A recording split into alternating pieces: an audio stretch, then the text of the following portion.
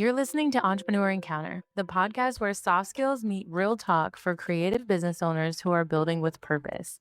I'm Dana, a Pinterest marketing strategist and agency owner helping wedding pros and creative entrepreneurs get seen without burning out. And I'm Sarah, a business and team strategist who helps small teams and podcasters communicate clearly, lead with empathy, and grow sustainably. Together, we're unpacking the messy, meaningful side of entrepreneurship, from boundaries to burnout, leadership to listening, so you can build a business that actually fits your life. Let's talk about the moments after the moment. You know, when you reply to a conversation in your head and you think, I knew better than that. I shouldn't have snapped. I shouldn't have shut down. Maybe should have not sent that message. And it's frustrating because deep down, like, we do know better when you're reflecting. Most of us listening or tuning in right now have done some work towards emotional regulation and internal noticing the triggers that we have, or how do we operate best? How can we communicate, handle conflict? So we're thoughtful, we're aware of certain things. We care and we want to lead more intentionally, but stress does not ask for permission when it is bubbling over. It shows up fast, it can show up loud, and right when the stakes feel the highest is when it usually boils over. And so today we're going to talk about emotional regulation at moment after the moment. So you've had the blow up, and now we want to, one, rectify any issues that we did, but then regulate so that we're not necessarily staying calm at all costs, because that's unrealistic. These emotions are normal, but we want to lead without letting stress run the show. So we want to be able to regulate ourselves to feel the overwhelm, to feel the stress, and then work through it and not let it control us. Yeah, stress sucks. And that's the episode. Stress. So before we get into it, make sure that you hit subscribe and follow so that you do not miss any future episodes. And as always, all of that information is going to be in our show notes. You can now follow us on LinkedIn at Entrepreneur Encounter. This is something so many leaders quietly struggle with. They'll say, I'm emotionally aware, so why do I react like this? And the answer isn't that you lack self-awareness. Is that awareness and regulation are two different skills. You can understand your emotions after the fact and then just get hijacked in the moment. That's not weakness. That's normal. That's part of human nature, human, emotions. We get stressed, but there are going to be times we have to figure out how to regulate that emotion and combine the self-awareness and the regulation. I think those two go hand in hand, but it does start with awareness, which we've talked about before, like just how to be aware and like get out of your own headspace and see what's going on, looking through a different lens to better understand and ask questions. And then the after effect is, okay, now that I'm aware, what do I do? That's the moment after the moment, like we kind of hinted at already. Now that we're aware of the situation, how can we regulate? Well, one, or even before that, do we like the way that we are? Are we completely happy with how we speak to people, how we interact with people, how we handle stress? If you're happy with it, that means you're already regulating, and you might need to just fine tune or maintain. But if not, then we have to learn that skill of how to regulate our emotions. And that is a hard skill to learn, especially as an adult. And I'm going to call some of us millennials out, but I think I mentioned it before, but when we had big emotions, we were sent away. We were not talked through them. We were not taught understanding and what these mean and how to handle it. We were told to go outside, go to our room, go away. And when that emotion is over, however you chose to get rid of it, you could come back. And so if anything, we learned how to suppress it so that we just stayed calm all the time and then wonder why we're burnt out or overwhelmed by tiny little things because we didn't learn how to regulate. So when stress hits, What's happening is your nervous system is shifting into protection mode. Decision making is narrowing, your patience is dropping because suddenly everything feels urgent and everything feels personal. And that's when entrepreneurs overreact, or really people in general. We Mhm. avoid hard conversations or spiral into worst case scenario thinking. And that distracts you from being the leader that you know you are capable of being. Yeah, no, I totally believe that because I know I've learned over the years, but being stressed and overwhelmed, not knowing what to do in that situation, like as an entrepreneur, we're faced with so many obstacles in our journey. And I had to learn that I'm the one making the decisions. Somebody else is not making the decisions for me because oftentimes when we come from like a corporate place, somebody's telling you what to do. Like, can we redo this? Or, hey, this needs to be done a certain way. Let's go back and revise this. And in my mind, now I'm stressed and overwhelmed because I think that I just did a bad thing. In reality, I did not do a bad thing. Just the expectations were not clearly said. I know I'm doing a really good job. I know I'm great at what I do. But when somebody gives you that feedback, you're like, oh no, what did I do wrong? And that's when now, as time goes on, as I'm getting older and going through the journey of being an entrepreneur, I'm not putting that pressure on myself anymore. I'm like, okay, let me step back and see like what exactly is going on. And that has helped me regulate my emotions and the stress and the overwhelm. And then when I receive feedback, then I give feedback back and say, hey, okay, like I understand that you're saying this. So this is how I'm perceiving this. Is this what you're saying? So just kind of clarifying so that you don't spiral out of control. Yes, because that unregulated stress is going to leak through in so many different areas of your life. It could be rush decisions that then later on reflecting, be like, man, that was a terrible idea. Like, that's not even a learning lesson other than I should have took time to think about what I was doing. Yeah. But it can show through your body language or just your body, like overall health in general. I know, like my sister, when she has stress, but it's subconscious, it starts to show in her jaw, like she'll tense her Mhm. jaw. And so Yeah. that's her physical cue. Something is causing me stress and overwhelm, and I need to figure out what it is. It could be your tone. If you don't realize you have a tone, which goes back to being aware, but like your whole vibe could be throwing everyone off because of overwhelm and stress, and you got to figure out what that is. So, one thing that I would love to clear up, because I kind of mentioned on it earlier, but being calm is not the same as being regulated. Calm is often external and regulation is internal. Calm is like the facade, the mask that you wear. There are days where I'm totally like freaking out inside. I'm not regulated, but on the outside, no one has no idea. Like everyone just thinks I'm happy go lucky me doing all these amazing things when inside I'm like crying on the inside. So too often, and I have a really close friend, Beth, that used to live with me.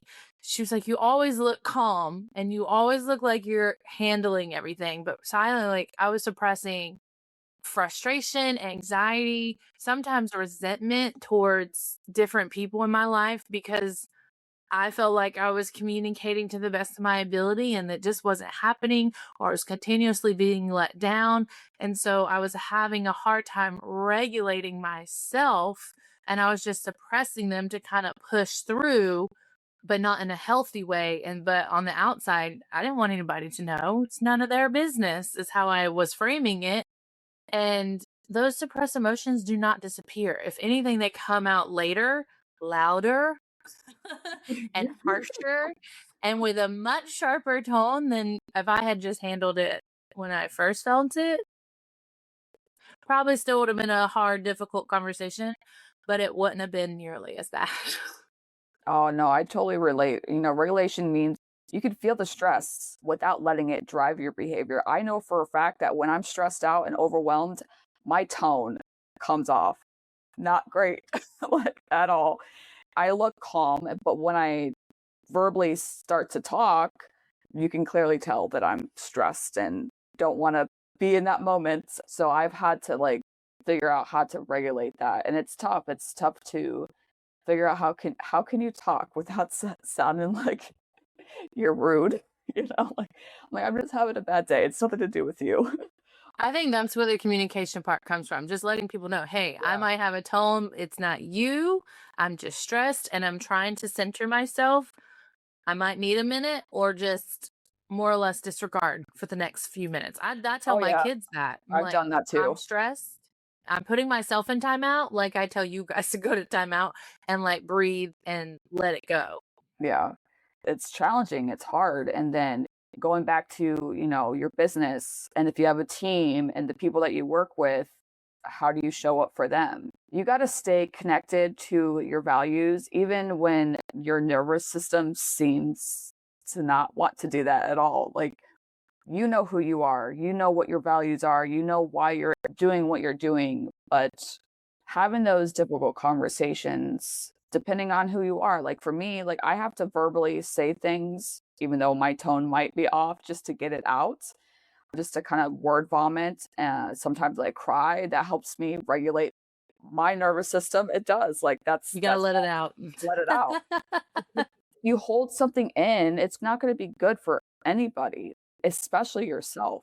Don't you want to wake up in a good mood and not be stressed? I mean, of course, stress is part of life, but it's how you regulate that stress and how you figure things out. And then if you're like, I don't know what I'm doing, like maybe find a person that you trust and have a conversation with them.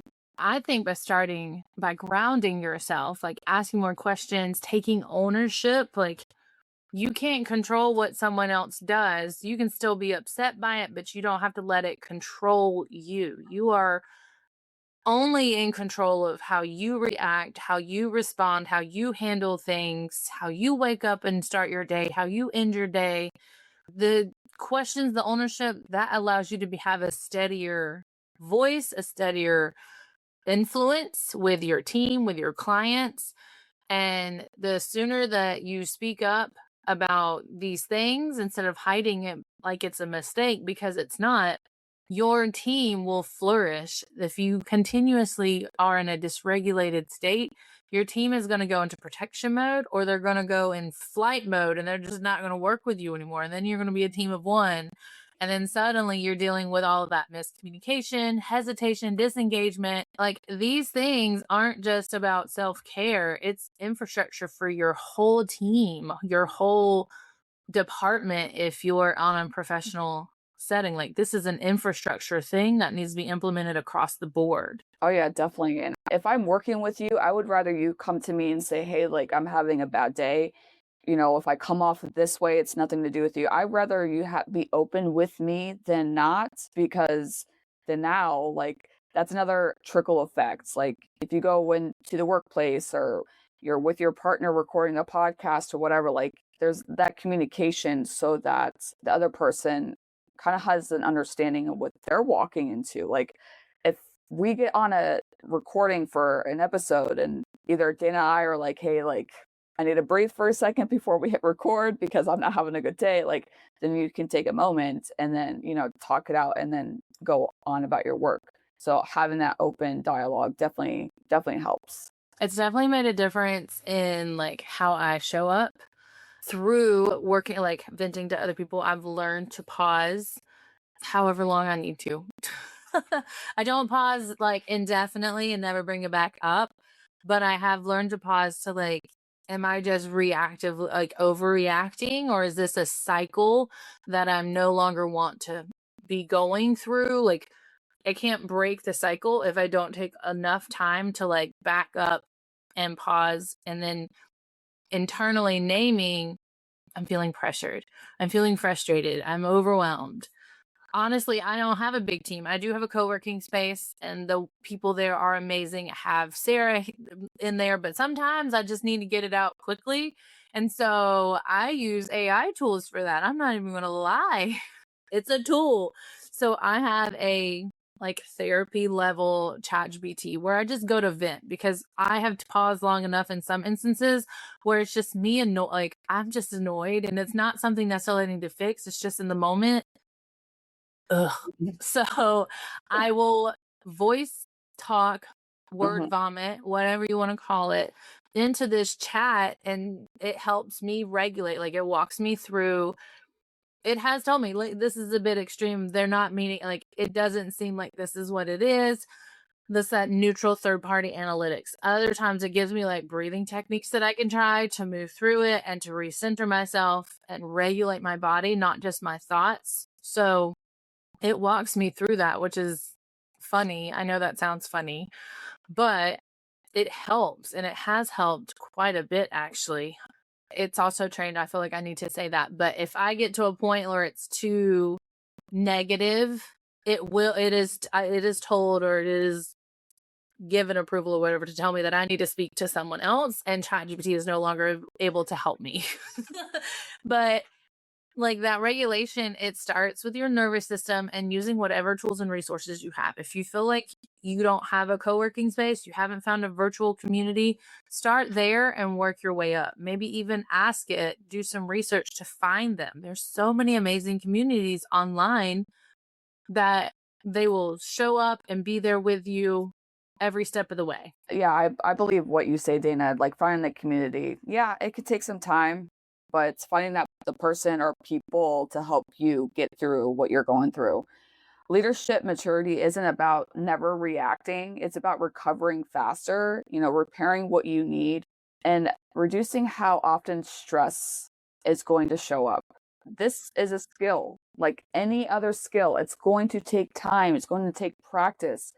I'm telling you, it took me maybe 6, 7 years or so to figure out what self-awareness was and how to be in tune with my body. And now being in tune with my own body and like figuring out the triggers and regulation, like it took me a while. It's something that you can always work on. And every day you're constantly working on whatever skill, just keep at it to keep improved. The more you regulate, the more capacity you will have to lead well, especially when you're under pressure. As a leader, as a business owner, as an entrepreneur, you are going to face challenges. You're going to feel like you're under pressure. There's so many obstacles, but there's so much greatness that comes into it all as well. I think the bigger picture, I think I've said this before, so apologies for repeating myself. I mean, recovering faster is a perk, but it's repairing when needed and able to reduce how often stress is in your life because it's never going to go away. But if we can recover quickly because we've taken the time to learn how to regulate to the point that we can move through a stressful situation instead of letting it just send us here, there, and everywhere, and then we have to backtrack before we move forward. It strengthens with practice, and it's not as difficult maybe the 10th time or the 12th time. And those conversations that you're nervous about having don't even cause you as much panic because you've worked that skill enough that you can navigate difficult conversations or you already are aware of potential responses so you can prep ahead of time. But the more regulated you are, the more capacity that we can handle under pressure, which means we'll see tremendous growth in the long run in our personal life and in our business. So something that I would love for our listeners tuning in to think about this week is when stress shows up in your leadership, how does it usually come out? Because we've talked about awareness, and so let's reflect a little bit more this week. And once you've done that, what's one small pause you could build in before reacting next time? And really practice that, whether it's with your lovely AI tool or a friend over a coffee chat or someone in your co-working space. Maybe it's a trusted neighbor friend who's also an entrepreneur and understands the struggles. Think about that. You don't need to eliminate stress to be a great leader. You need the ability to lead through it. Emotional regulation is what turns awareness into maturity. Whether you're growing your visibility through Pinterest marketing or streamlining your podcast operations and team management, we help you build systems that work for you, not against you. As always, all of our information is going to be in our show notes. Until next time. Thanks for spending time with us today. If something in this episode gave you a fresh perspective, share it with a friend or send us a DM. We love hearing how these conversations land with you. And if you're curious about how soft skills can support your next season of growth, we each have more resources to share. You can find Dana on Instagram at danas.desk.nc for Pinterest strategy and intentional marketing. And Sarah at Your Rembert for team development, business leadership, and podcast support. Until next time, keep leading with purpose and growing with intention.